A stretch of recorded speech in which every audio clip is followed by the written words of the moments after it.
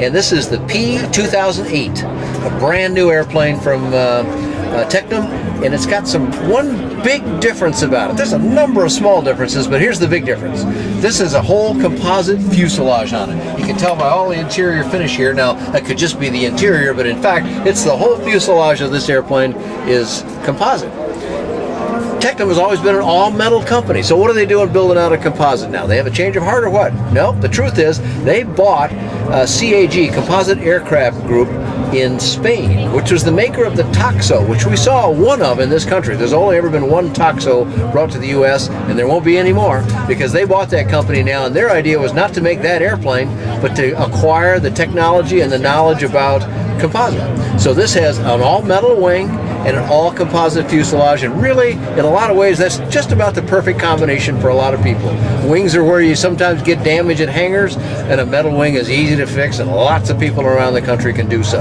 The composite fuselage gives it the gorgeous lines of this thing. When we pull away and have a look at it with the camera, this is just one of the prettiest LSA I've seen. The exterior, the way they've done with the black around the windows, just looks like it's going fast, sitting still. That's always a nice thing to say about an airplane. So let's have a look at it then. What type of control system we're using on it? Well, we've got a little different arrangement here than we normally see. In that, look at where the stick goes down to here. I'm going to pull it all the way full back, but this one comes out and back down here. So when I got in, I was trying to move my leg around it, didn't realize that all I had to do was get in and straddle it. It gives you a lot of leg room in here. There's plenty of room to move around in this airplane, and it's got a big wide cockpit designed for the big guys. And you got lots of room here. The doors bow out just a little bit, and they got this nice composite finish to it that gives you an armrest over here. Pretty slick aircraft execution, and available with a whole variety of different things on the panel. What we're seeing here are some round gauges for the engine instruments, which a lot of people like. Round analog gauge means you just glance at it and you get the information you want. They got a few more flight gauges here for airborne operation, and then the beautiful Garmin 696. And this thing has got more stuff on it than your kitchen sink, as the saying goes. But you can have this thing configured all kinds of ways it's going to do. But you know what? That's all the nuts and bolts part. What I like is just how sexy this airplane looks. This has got Italian beauty all over it. And it looks like it's fairly comfortable too. I mean, you're sitting back there, and we've been doing the interview now for 10 minutes, and you're still haven't had to move or anything. You haven't seen me squirm at all. The seats adjust. If you come down here with your camera, you can see this one's all the way back. I mean, I don't know how tall you got to be to want it back there. I went and slid it forward, so you just move that bar forward, slide it up. Look how close that gets. That has got to be about, oh, I don't know, a foot of adjustment. So that'll handle probably a guy, I don't know, Paulo, the head of the company over in Italy. He's a big, tall guy, probably close to 6'4", 6'6". I'll bet you he fits in here easily. And a little guy like me fits in here. It's a very comfortable airplane. I like this thing. Back here, we can accommodate 24 kilos. That translates to about 60 pounds of baggage, and a lot of room back there, plus a hat rack for that stuff you want to be able to get at in flight. So just a simple thing to reach back here and you can grab some stuff, and you can't see it back there, but that's all nicely padded so things aren't going to travel around so much on you. Now, control system-wise again, Dan, how the flaps on the airplane?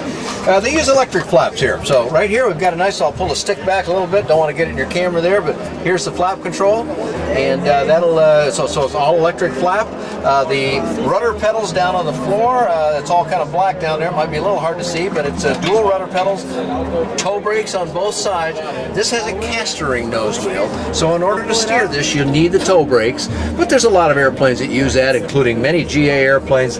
Just a few minutes to get used to using brakes for steering, and then the nose wheel just casters around and follows. But you know, that's why you maneuver around on the ramp.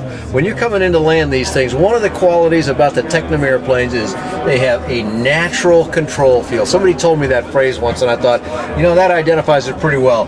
You're not all spring-loaded and other things that kind of get in the way of your control of the airplane. It just feels right away. And throttle location there? They got a nice little center quadrant here. You got throttle and choke, throttle on the left side, so it's easy. I won't advance it here with people standing around just in case. And choke on the left side. And up here, this nice big knob here, this gives you your left-right control on your fuel controls. And on either side of this, flanking it, is your air control. So you should get lots of nice airflow in through here because you don't see anything on the windows. So this is where you're going to get all of that kind of controls. and all the switches, easy reach, even to the other side, everything here. I'm leaning forward a couple of inches, not much. I can reach everything I need in this airplane very easily. And how's the visibility from looking out the nose and stuff there? Great visibility out of the front. This big, it looks like a big wide screen because it's got this sort of wraparound quality to it. That looks good. Plenty of visibility out to the sides either way, and because it's got not one but two quartering windows.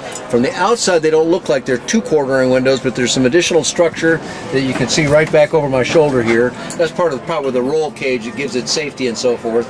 But from the outside they've disguised that beautifully so you're not aware of that. But I can see all the way back. I can see the tail from here. I can see the horizontal. I can't see the vertical, but that's an easy thing to check before you get in the airplane. And what kind of power are they using on this?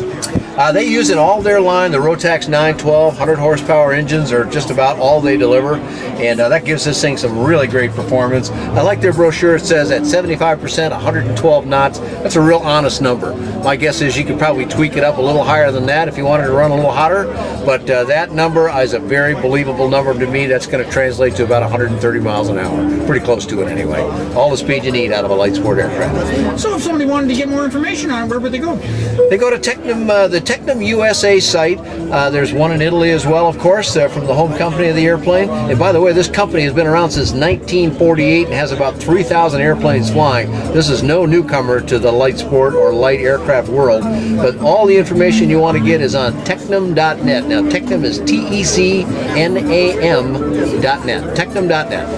And do you have a flight report on this airplane?